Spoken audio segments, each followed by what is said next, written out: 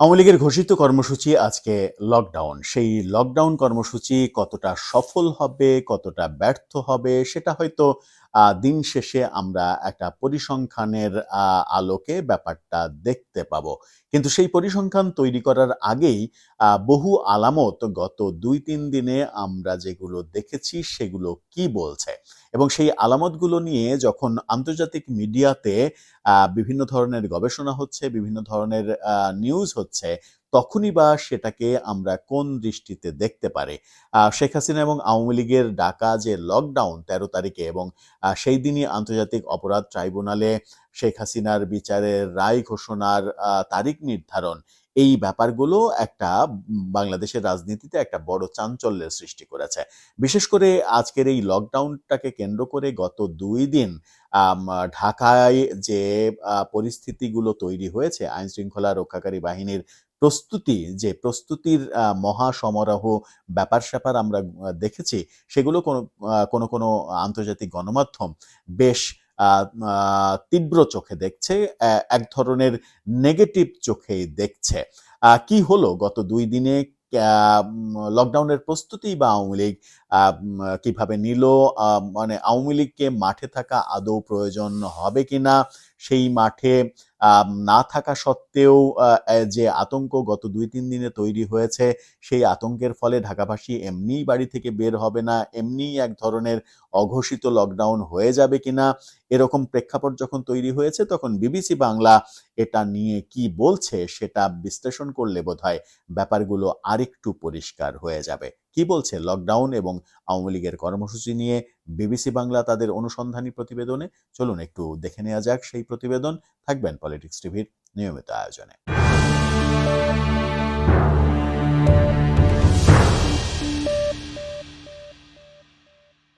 দর্শক, বলছিলাম আওয়ামী লীগের ডাকা লকডাউনের কথা।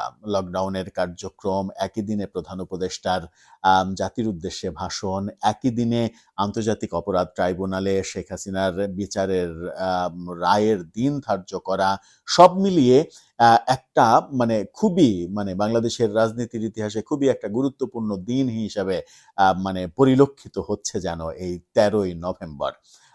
প্রধান উপদেষ্টা জাতির উদ্দেশ্যে ভাষণ দিলেন, আন্তর্জাতিক অপরাধ ট্রাইব্যুনাল সক্রিয় হলো, আওয়ামী লীগ লকডাউন ঘোষণা করলো। তার আগে ২-৩ দিন ঢাকায় যে ঘটনা ঘটলো, মুহুর্মুহুর বিভিন্ন জায়গায় ককটেল বিস্ফোরণ, বাসে আগুন দেয়া, এই ব্যাপারগুলো জনমনে, রাজধানীবাসীর মনে প্রচণ্ড আতঙ্ক তৈরি করেছে। এই আতঙ্কের কারণেই এক ধরনের বিশ্লেষকরা মনে করছেন যে এই আতঙ্কের কারণেই হয়তো নগরবাসী ঘর থেকে না বের হওয়ার চেষ্টা করবে। এক ধরনের অলিখিত লকডাউন হয়ে যেতেও পারে। শুধুমাত্র এই আতঙ্কের কারণে। এমন না যে আওয়ামী লীগ ব্যাপারটাকে প্রতিষ্ঠিত করবে, মানুষের ভাবনার কথা বলছি। যে আওয়ামী লীগ ব্যাপারটাকে প্রতিষ্ঠিত করবে, একটা বড় শোডাউন কিছু করে ফেলবে, সেই ব্যাপারগুলো আলোচনায় এখন পর্যন্ত আসছে না। জানি না আজকে দিন শেষে কি রেজাল্ট হবে। কিন্তু গত ২-৩ দিনে যে আতঙ্ক তৈরি হয়েছে, সেই আতঙ্ক আমার মনে হয় যে রাজধানীবাসীর মধ্যে ঢুকে গেছে এবং সেই আতঙ্কের কারণে আজকে নেহায়েতি কাজ না থাকা মানুষ কেউই বাড়ি থেকে হয়তো বের হবেন না। এরকম পরিস্থিতিতে বিবিসি বাংলা তাদের শিরোনামে যেটা বলছে, তারা বলছে আওয়ামী লীগের ঢাকা লকডাউন কর্মসূচির আগে ককটেল বিস্ফোরণ, বাসে আগুন, ঘিরে জনদুর্ভোগ। এই জনদুর্ভোগের খবর বলতেই তারা বলছে যে, এই একটা গাড়িই আমার সম্বল ছিল। আমি এখন একবারে পথে বইসা গেছি। এই গাড়ি ছাড়া আমার চলার কোনো পথ নাই। কে বা কারা এই কাজ করেছে আমরা জানি না। আম আমার গাড়ির সাথে কারো কোনো শত্রুতা নাই, কোনো রাজনৈতিক দলের সাথেও জড়িত না আমি। এই কথাগুলো বলতে, বলতে কান্নায় ভেঙে পড়েন। আম গত ভোরে আশুলিয়ায় আলিপ পরিবহনের যে বাসটিতে আগুন দেয়া হয়েছে, সেই বাসের মালিক মোহাম্মদ সোহেল। বুধবার ভোর ৪:৩০ দিকে বাসটিতে আগুন লাগিয়ে দেয়া হলে এটি পুড়ে কয়লা হয়ে যায়। এই ঘটনায় দোষীদের বিচার এবং ক্ষতিপূরণ দাবি করেছেন বাসটির মালিক। আর বাংলাদেশের রাজধানী ঢাকাসহ কয়েকটি জেলায় বুধবার সহ ৩ দিন ধরে অন্তত ১৩টি বাসে আগুন দেয়া হয়েছে। বিভিন্ন স্থানে ককটেল বিস্ফোরণের ঘটনা ঘটেছে। পরিবহন শ্রমিক, শিক্ষার্থীর সহ সাধারণ মানুষের জীবনে এসব ঘটনা প্রভাব পড়েছে। এরই মাঝে মেট্রোপলিটন পুলিশ বুধবার জানিয়েছে রাজধানীর বিভিন্ন স্থানে অভিযান চালিয়ে তারা 44 জন আওয়ামী লীগের নেতাকর্মীকে গ্রেপ্তার করেছে। ঢাকা এবং আশেপাশের জেলার সার্বিক আইন শৃঙ্খলা রক্ষাকারী নিরাপত্তা নিশ্চিতে এরই মাঝে বিজিবি মোতায়েন করা হয়েছে। রাজধানীর বিভিন্ন গুরুত্বপূর্ণ স্থানে পুলিশের পাশাপাশি র্যাব ও বিজিবি সদস্যদের দায়িত্ব পালন করতে দেখা গেছে এবং ঢাকার বাইরেও যে এটা স্প্রেড হয়েছে সেটা মানে আমরা বিভিন্নভাবে খবর পেয়েছি ঢাকার পার্শ্ববর্তী দেশগুলোতে এবং বিশেষ করে আওয়ামী অধ্যুষিত যে জায়গাগুলো যেমন গোপালগঞ্জ, ফরিদপুর, মাদারীপুর, বাগেরহাট, এমনকি খুলনাও এই এই এই জায়গাগুলোতে এবং বরিশাল এই জায়গাগুলোতে পুলিশের তৎপরতা, গোয়েন্দা পুলিশের তৎপরতা বেড়েছে। শ্রমিক পরিবহন মালিক সমিতি থেকে বলা হয়েছে যে লকডাউন ডাকলেও তারা বাস চালাবে। সকল শ্রমিকদের আহ্বান জানিয়েছে তারা যে বাস যেন চলে। বাস কতটা চলবে, কিভাবে চলবে সেটা হয়তো মানে বাস্তবতা দেখলেই আমরা বুঝতে পারবো। এদিকে বিভিন্ন স্কুল সূত্র বলছে যে স্কুলের ছাত্রছাত্রীদের স্কুলে আসার ব্যাপারে নিরুৎসাহিত করা হয়েছে। বিভিন্ন অফিস তাদের কর্মকর্তাদের হোম অফিস করার সুযোগ দিয়েছেন। ভার্সিটির পড়ুয়া ছাত্রছাত্রীরা বেশিরভাগই একেবারে বাধ্য না হলে হয়তো বের হবেন না। ঢাকা কলেজের একটা আদেশ জারি হয়েছে, দেখলাম যে তাদের পরিবহন আজকে চলবে না। এরকম যে ঘটনা এবং গত 2 দিন থেকে ঢাকার বিভিন্ন হোটেলে, আবাসিক হোটেলে পুলিশের তল্লাশি এবং পাইকারি দরে পুলিশের তল্লাশি, এই তল্লাশি এত ঘটনায় এই ঘটনাগুলো একটা আতঙ্কের পরিবেশ তৈরি করেছে এবং যে বিবিসি বাংলা বলছে যে 13টি গাড়িতে অগ্নি সংযোগ করা হয়েছে, 13টি গাড়ি পুড়িয়ে দেয়া, এই ব্যাপারটা কিন্তু অনেক বড় ব্যাপার, যার ফলে নিরাপত্তা জোরদার করা হয়েছে। আবার এই বাস আগুন দেওয়ার ব্যাপারে আওয়ামী লীগের অ্যাক্টিভিস্টদের ফেসবুকে লেখালেখি দেখছি যে এই বাস পোড়ানোর সংস্কৃতির সঙ্গে তাদের কোনো সম্পর্ক নেই।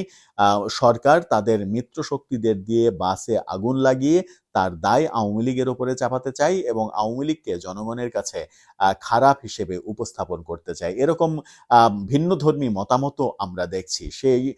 ঠিক সেই মুহূর্তে বাসে আগুন কারা দিল, ককটেল কারা মারছে।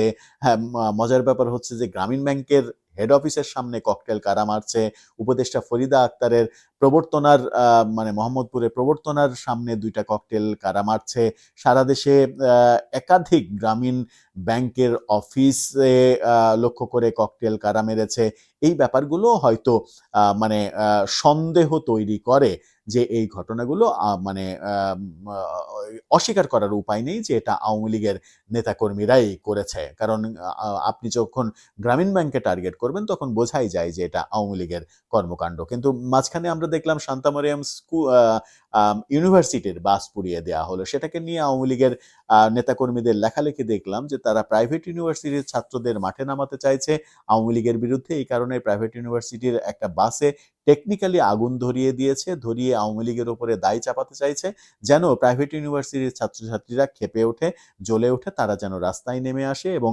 আওয়ামী লীগের 13 তারিখের যে লকডাউন, সেই লকডাউন প্রতিরোধ করতে পারে।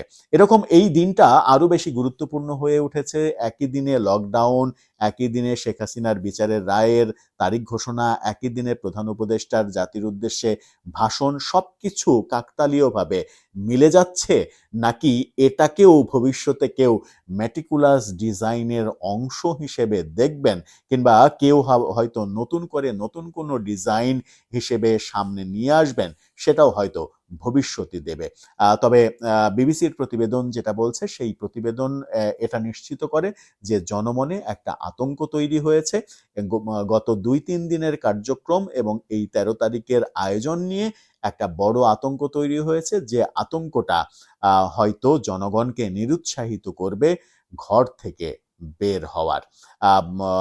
এই সারাদিনের কর্মকাণ্ড কি ঘটলো এবং কোন কোন ক্ষেত্রে স্পেসিফিকলি কি ঘটলো, সেগুলো যখন আমরা আলাদাভাবে ব্যাখ্যা করব কিংবা আলাদা ভিডিওতে আলোচনা করব, তখন হয়তো ব্যাপারগুলো আরো স্পষ্ট হয়ে যাবে যে আমাদের ভাবনা, আমাদের বিশ্লেষণ, সেগুলো মিলল নাকি পুরোটাই গলদ ছিল। দর্শক, এ ব্যাপারে আপনার মন্তব্য জানিয়ে লিখতে পারেন আমাদের কমেন্ট বক্সে।